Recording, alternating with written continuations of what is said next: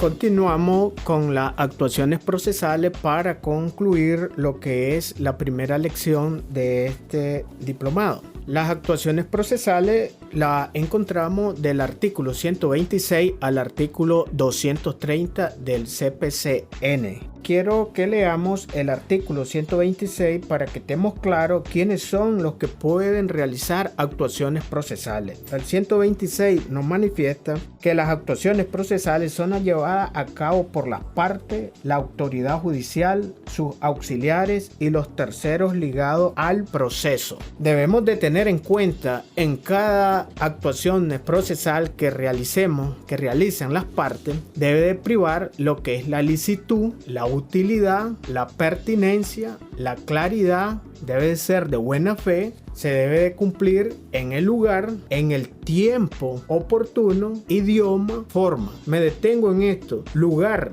si la actuación procesal se está llevando o se debe de llevar en Managua, lo debemos de especificar en qué lugar, municipio, ciudad de Managua, departamento de Managua. El tiempo tiene que estar dentro del tiempo establecido, porque no podemos realizar una actuación procesal fuera de tiempo. De seguro que la contraparte los va a alegar la preclusión, que esa actuación ya precluyó. Por ejemplo, se establece en este código lo que son las diligencias preparatorias. Una vez realizadas las diligencias preparatorias, nosotros tenemos el plazo de 30 días para presentar lo que es la demanda. Si lo presentamos fuera de esos 30 días, no podemos hacer uso de esas diligencias preparatorias. O cuando se decreta una medida cautelar anticipada. Si se decreta una medida cautelar anticipada, se debe de presentar la demanda en el plazo de 30 días. Si la presentamos posterior, esa pierde todos sus efectos. Además de perder todos los efectos, pierde el solicitante la caución que haya brindado o que haya exigido el judicial para poder decretar esta medida cautelar. Entonces, se deben de hacer las actuaciones en tiempo y forma. Idioma, pues ya sabemos, la Constitución Política, al igual que la Ley 260 y el Código, nos establece cuál es el idioma oficial. El idioma oficial, el español, sin perder de vista que en algunos lugares, como en la costa atlántica, se puede litigar en el idioma de las partes. O cuando un testigo vaya a declarar o una parte vaya a rendir declaración, esta lo puede hacer en su idioma y en forma. Debe de cumplirse la forma. Nosotros al momento de presentar la demanda o cuando estemos en la otra acera al momento de contestar la demanda, o cuando presentemos alguna declinatoria o presentemos una solicitud de acumulación de proceso, lo debemos de hacer en la forma. ¿Cuál es la forma? Hacerlo en papel sellado. En su defecto también lo podemos hacer en papel común, pero debemos de cumplir con la carga fiscal. Y acá, si lo hacemos en papel común, aparte de la carga fiscal, hay que cumplir que no se debe de pasar de las 30 líneas que establece o que contiene un papel sellado. Y también debe de privar lo que es la veracidad e interés legítimo. La parte legítima es la que debe de solicitar o proceder con actuación procesal. Para esto es necesario que aprecien el artículo 127, que no habla sobre las generalidades de las actuaciones procesales. Y las actuaciones procesales de las partes, esto ya lo decíamos anteriormente, inicia con la demanda, no necesariamente con la demanda, porque ya les adelantaba que son temas de estudio más adelante de este diplomado, lo que son las diligencias prejudiciales, la anticipación de la prueba y lo que son el decreto de las medidas cautelares anticipadas, o sea, antes de la demanda. Antes de la demanda se pueden ejercer estos tipos de actuaciones, pero por así decirlo, la primera actuación de las partes es la demanda. Y con esto hay que cumplir los requisitos que nos establece el 420 y el 421, que serían los anexos. nexo de la demanda. Igual la contestación de la demanda o reconvención sería el demandado, sería su primera actuación. Y las audiencias y los alegatos finales. Las actuaciones procesales del órgano jurisdiccional, estas actuaciones se deben de ventilar a través de las providencias, autos y sentencias, los cuales estos deben de ser comunicados a las partes a través de los mecanismos de comunicación que establece el CPCN. Con las actuaciones judiciales, el judicial, recordemos que él es el director del proceso y una vez presentada la demanda, el judicial está en obligación de actuar oficiosamente con el siguiente acto procesal que sigue. Las generalidades de las actuaciones procesales, pues ya le decíamos que hay que apreciar el artículo 127, pero no cabe más que recordar que con esto se requiere derecho de obtener y recibir información. Este es un principio constitucional. Cualquier persona que está siendo demandado debe de obtener toda la información necesaria de los hechos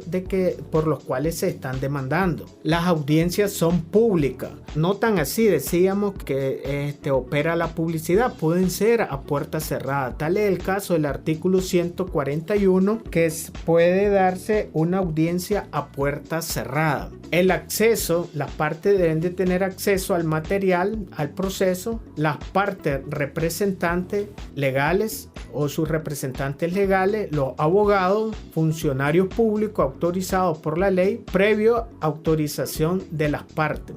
Las personas de docencia o investigación, la actuación pendiente de notificar no puede ser examinada por las partes. Acá en el penúltimo caso que dijimos, previa autorización de las partes, es para los fines de docencia o de investigación. Hay personas que realizan o están realizando alguna investigación sobre determinado tema y es de interés de esta estar presente o darle el seguimiento correspondiente a este proceso. En este caso debe de estar autorizado para que pueda seguirse. Siguiendo con las generalidades, el abogado que participa como asistente jurídico y no es apoderado debe de firmar junto a la parte lo escrito. Pueden apreciar esto en el artículo 86, 127 y 138 del CPCN. Las denominaciones inmediatas, téngase en cuenta, requiero que no se los olvide, que cuando en este código se hable de la palabra inmediata, tan pronto o cuando no haya plazo especificado que se debe de cumplir en determinado momento, se entenderá que debe de realizarse en el plazo de las siguientes 24 horas, o sea, un día. Para esto hay que observar el artículo 131 y caemos a lo que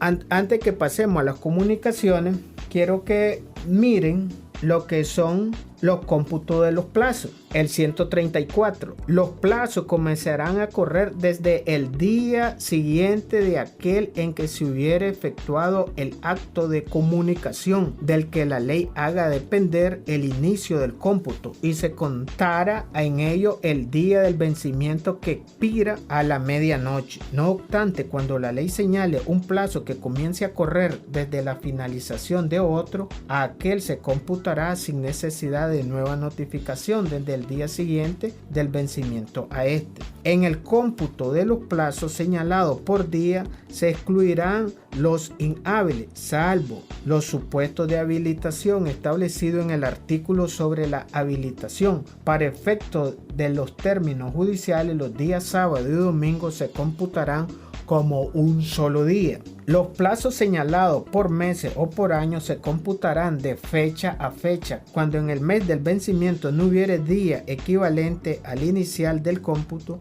se entenderá que el plazo expira el último día del mes. Los plazos que concluya en día inhábil se entenderá prolongado hasta el día siguiente hábil. Preclusión de plazo y término. Transcurrido el plazo o pasado el término señalado para la realización de un acto procesal de parte, se entenderá irrevocablemente precluido por el solo Ministerio de Ley, salvo caso fortuito o causa de fuerza mayor apreciada por la autoridad judicial. En este caso hay que justificar por qué hemos caído en caso fortuito o la fuerza mayor. La tenemos que probar al judicial, no la podemos alegar solo por alegarla. Ojo con hacer alegaciones que solo pretendan acarrear la dilatación del proceso. Nos pueden poner una multa de 1 a 2 salarios mínimos. El secretario o secretaria dejará constancia del transcurso del plazo por medio de la diligencia y dará cuenta a la autoridad judicial a fin de que dicte la resolución que corresponda. Sobre esto, el judicial puede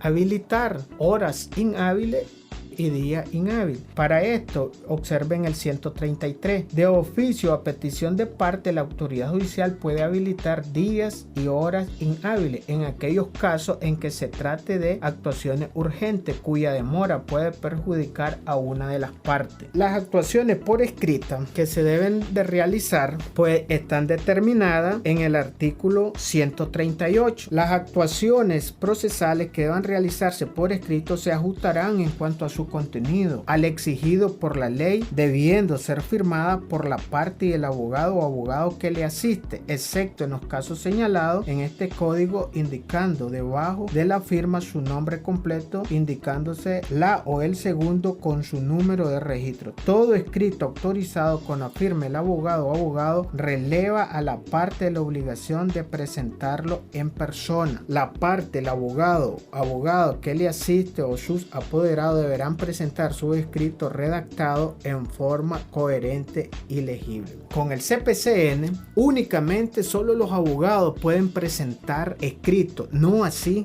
las partes. El artículo 139 nos señala las actuaciones orales. ¿Cuáles son las actuaciones orales? Y caemos a lo que son las comunicaciones, las clases de comunicaciones. Esto lo vamos a encontrar del artículo 144 en adelante. Y para esto tenemos la notificación, el emplazamiento, citación, intimación judicial, exhorto, mandamiento y oficio. Todas estas clases de comunicaciones procesales son muy conocidas por nosotros. Todos nosotros manejamos al menos estos tipos de comunicación. Se debe de tener en cuenta el artículo 114 de la Ley Orgánica del Poder Judicial, al igual que el artículo 113 de la Ley del Poder Judicial cuando hablemos sobre el auxilio judicial. Y miremos un poco rápido sobre la notificación. Para la notificación, ubiquémonos en el artículo 148. Hay que hacer la concordancia con el 143, 152 y 153. Es necesario recordar que la primera notificación se realizará personalmente en el domicilio señalado por la parte actora, a quien deba comparecer en el proceso. El funcionario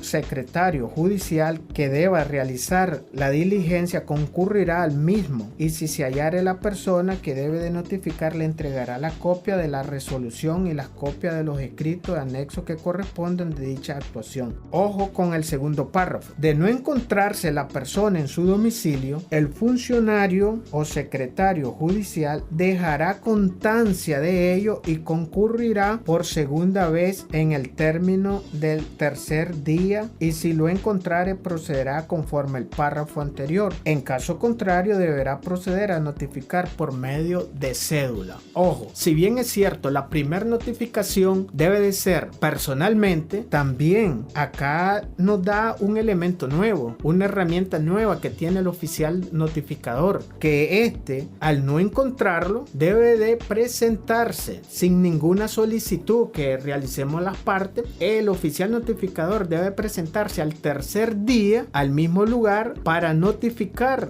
al demandado. En este caso, si se encuentra, pues lo notifica. Si no se encuentra, lo notifica mediante cédula. Y la notificación por cédula ustedes lo van a observar en el artículo 149. Cuando el destinatario de la comunicación se encuentra en su domicilio y se niega a recibir la copia de la resolución o la cédula, o no quiera firmar la diligencia que acredite la entrega, el funcionario, secretario judicial le advertirá sobre la obligación que le impone el artículo sobre la notificación. Si el destinatario insistiere en su negativa, se le hará saber refiere que queda a su disposición en la secretaría del juzgado o tribunal la copia de la resolución o cédula, produciendo sus efectos la comunicación de todo lo cual quedará constancia en la diligencia. Hay que apreciar el segundo párrafo. Si quien deba de ser notificado no se encontrara en su domicilio, la diligencia se llevará a cabo con su cónyuge o conviviente en unión de hecho estable, hijo e hija, persona de servicio o habitante de la casa, todos mayores de 16 años. Si no supiere o no quisieran firmar, se expresará así, dejándose constancia de la diligencia que suscribirá el funcionario secretario judicial. Acá sobre la notificación, pues esto es obligación de la parte del demandante señalar el domicilio en principio para escuchar las futuras notificaciones y señalar el domicilio del demandado para que sea notificado, para que lo emplacen. En el escrito de la demanda se puede señalar no únicamente solo un domicilio, se puede señalar tanto su domicilio habitacional, su domicilio laboral o cualquier otro domicilio donde el demandado se pudiese encontrar. También tenemos lo que es la notificación por edicto, y a esto nos refiere el artículo 152. Cuando el destinatario de la comunicación careciere de domicilio conocido, se ignore su paradero, la autoridad judicial mediante providencia mandará que se haga la comunicación por edicto, fijando la copia de la resolución o la cédula en la tabla de aviso, que deberá estar ubicada en un lugar visible de fácil acceso. Los edictos se publicarán en la Gaceta Diario Oficial, en un diario de circulación nacional por 3 veces con intervalo de 5 días hábiles a coste de la parte interesada. La copia de dicha publicación se deberá agregar al expediente. Si desconocemos el domicilio del demandado, pues tenemos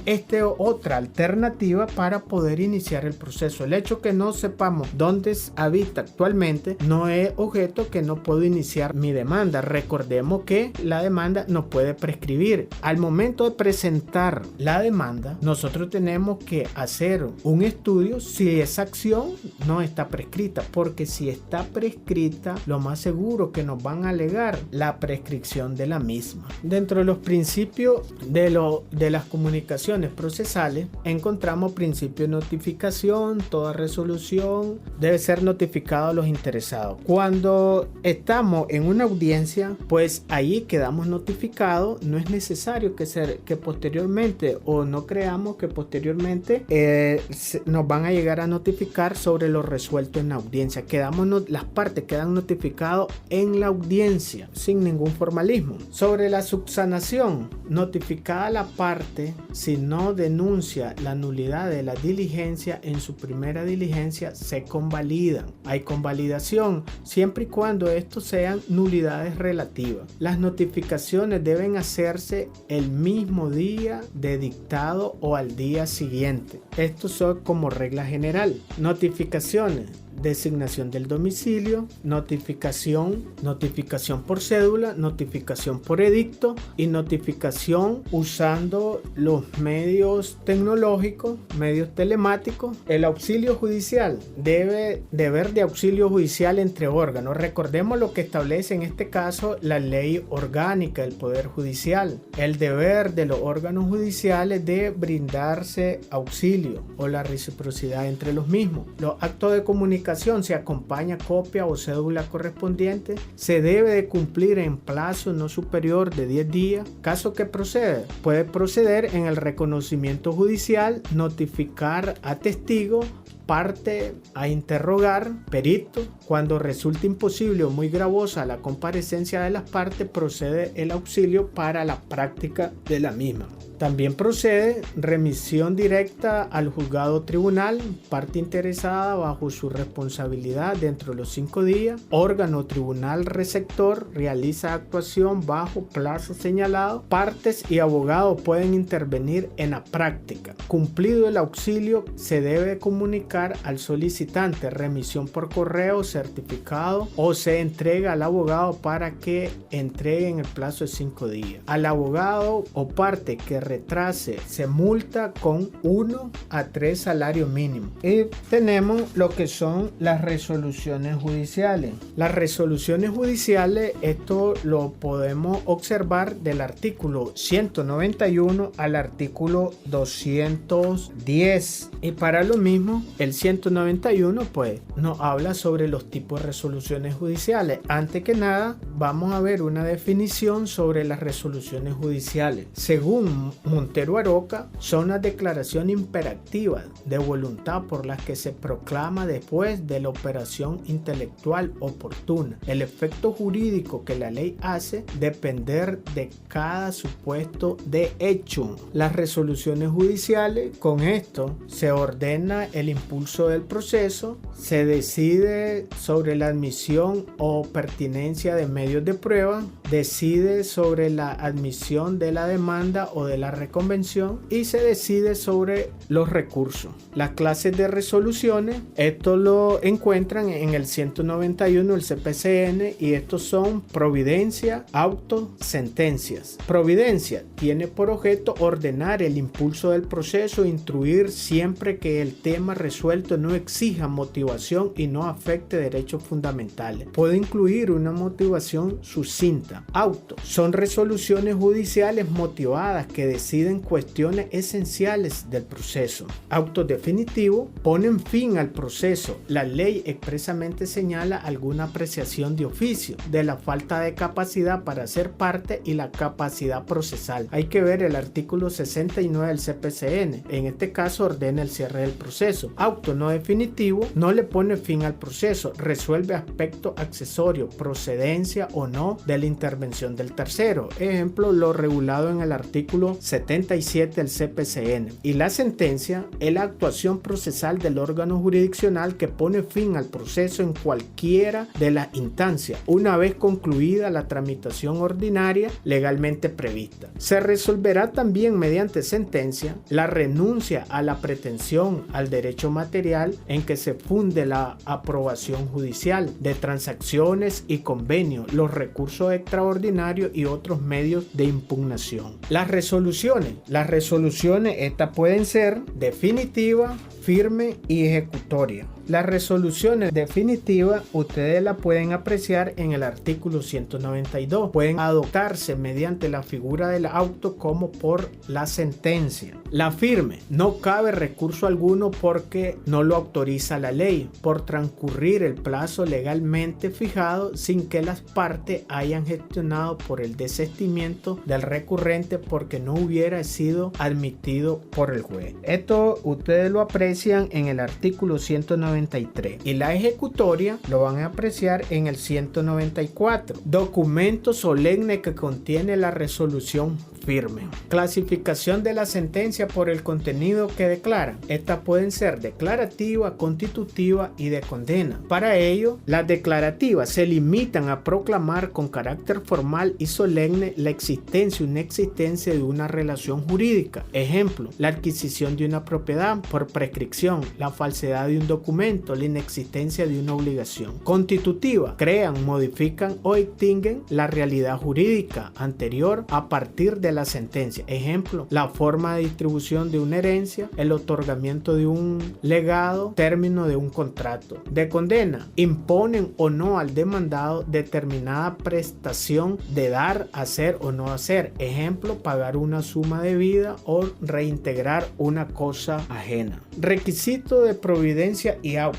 Los requisitos formales de las providencias, eso lo encontramos en el artículo 196. Se limitarán a expresar lo que por ella se mande, se expresará el fundamento de derecho aplicable. Los requisitos formales de los autos, hay que ver el artículo 197. Serán siempre motivados y fundados conteniendo antecedentes de hecho y los fundamentos de derecho. Los requisitos generales, hay que cumplir con los requisitos generales. El nombre del juez, tipo de recurso que cabe. Es obligatorio que el judicial al momento de resolver la sentencia debe de especificar el tipo de recurso que cae. Miren el artículo 195. La estructura formal de la sentencia en el CPC. Fallo. Pronunciamiento sobre la pretensión y alcance de la condena en su caso. Pronunciamiento sobre la condena en consta. Se podrá emitir el fallo de forma oral o se emite oralmente y se notifica la sentencia a través de cédula. Estructura formal de la sentencia. En el CPC tenemos lo que es el encabezamiento, antecedentes de hecho y los fundamentos de derecho. En este caso de los antecedentes ya nosotros manejamos todo lo concerniente sobre este punto, y los fundamentos de derecho es la fundamentación jurídica que debe de realizar el judicial tanto para los autos como para la sentencia. O sea, en los antecedentes se debe de hacer un resumen de pretensiones y resistencia, hechos, bases de las alegaciones, referencia a pruebas practicadas, hechos probados. En los fundamentos de derecho, párrafos separados y numerados, se debe de ir separadamente en la sentencia y la numeración de los párrafos. No podemos de resolver en un solo párrafo toda la pretensión o las pretensiones. Los puntos de derecho fijados por las partes y las cuestiones controvertidas, dando las razones y fundamentos legales del fallo que haya de dictarse con expresión concreta de las normas jurídicas constitucionales. Hay que cumplir con lo establecido en la norma constitucional.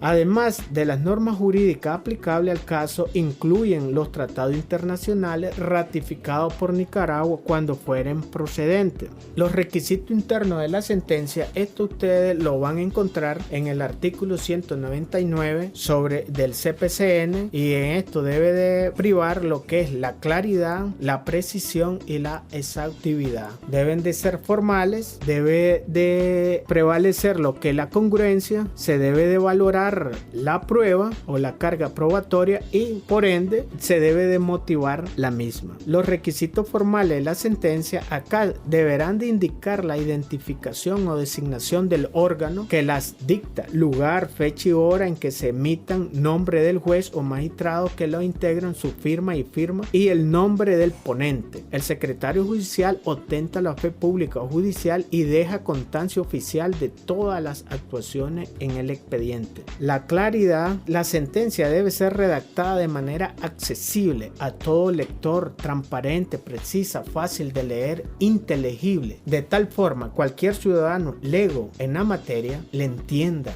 a la misma. Precisión, no deben de existir divagaciones, debe ser exacta y no confusa. Y la exhaustividad se debe de detallar completa en el planteamiento de las pretensiones, debatida en la prueba admitida y en la práctica en los hechos probados en lo que se declaran. La congruencia, el órgano judicial debe emitir su pronunciamiento dentro de los límites establecidos por lo pedido por el demandante y lo resistido por el demandado. Acá, en este punto, el judicial no puede dar más de lo que se está pidiendo. O sea, aquí a veces se cae en incongruencia y lo que nosotros conocemos, incongruencia de la sentencia, cuando es extrapetita dando algo fuera de lo pedido en la demanda, ultrapetita dando algo más de lo pedido en la demanda, citrapetita o diminuta dando menos de lo pedido o no resolviendo las peticiones de las partes, y omisiva, silencio ante una determinada petición. Los ejemplos de incongruencia ya decíamos. Cuando es extrapetita, ejemplo, se pide el pago de una deuda y se ordena el pago de daño y perjuicio. En la ultrapetita, ejemplo, se pide la nulidad de una escritura y se ordena además la nulidad del contrato. Y en la citrapetita, se pide la nulidad de la escritura del contrato y solo se resuelve la primera. Los plazos para dictar sentencia. Si estamos en un proceso ordinario, se debe dictar en 10 días. En un proceso sumario se dicta en 5 días. El recurso de apelación se debe dictar en 20 días y la casación se debe dictar la sentencia en 30 días. Con esto damos por finalizado lo que son las actuaciones procesales, y con las actuaciones procesales se finaliza con lo que es la primera lección de este diplomado.